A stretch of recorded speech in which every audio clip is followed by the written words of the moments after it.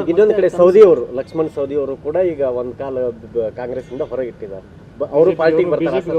ಅಲ್ಲ, ಒಂದು ಕಾಲು ಇಟ್ಟಿವಿ ಅಂತ ಲಕ್ಷ್ಮಣ ಸವದಿ ಅವರು ನಿಮ್ಗೆ ಏನಾರ ಹೇಳ್ಯಾರನ? ಅಲ್ಲ, ಸ್ಟೇಟ್ಮೆಂಟ್ಗಳೆಲ್ಲ ಹಂಗೆ ಇದಾವೆ ಸರ್. ಬಿಜೆಪಿ ನಾಯಕರ ನನ್ನ ಮೇಲೆ ಪ್ರೆಷರ್ ಇದೆ,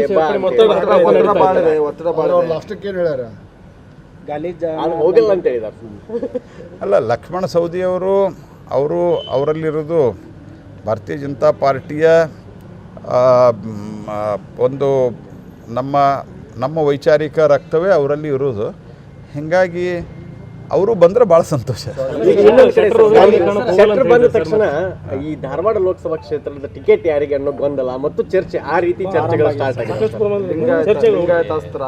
ಅದಕ್ಕೇನು ಅಂದ್ರೆ ಆ ಚರ್ಚೆಗಳಿಗೆ ನನ್ನ ಪ್ರಕಾರ ಯಾವುದೇ ರೀತಿ ಚರ್ಚೆ ಇಲ್ರಿ ಸಾಹೇಬ್ರ, ನೀವೆಲ್ಲಿ ಸುಮ್ಮ ಜೋಶಿ ಅವರು ರಾಷ್ಟ್ರೀಯ ಅಧ್ಯಕ್ಷರಾಗ್ತಾರೆ ಅಂತ ತಮಗೆ ಇನ್ನೊಂದು ಜವಾಬ್ದಾರಿ ರಾಷ್ಟ್ರಪತಿ ಆಗ್ತಾರಂತ ಹೇಳಿ ನೀವು ಅದನ್ನೊಂದು ಹೇಳೋರು.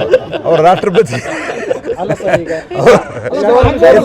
ನೀವು ಹೇಳಿದ್ನಲ್ಲ, ಅವ್ರು ರಾಷ್ಟ್ರಪತಿ ಆಗ್ತಾರ, ಆಮೇಲಿಂದ ಇವರು ಇಲ್ಲಿ ಮೈಯಿಂದ ಹಂಗೆಲ್ಲ ಏನು ಅರ್ಥ ಇಲ್ಲ ಅದಕ್ಕೆ.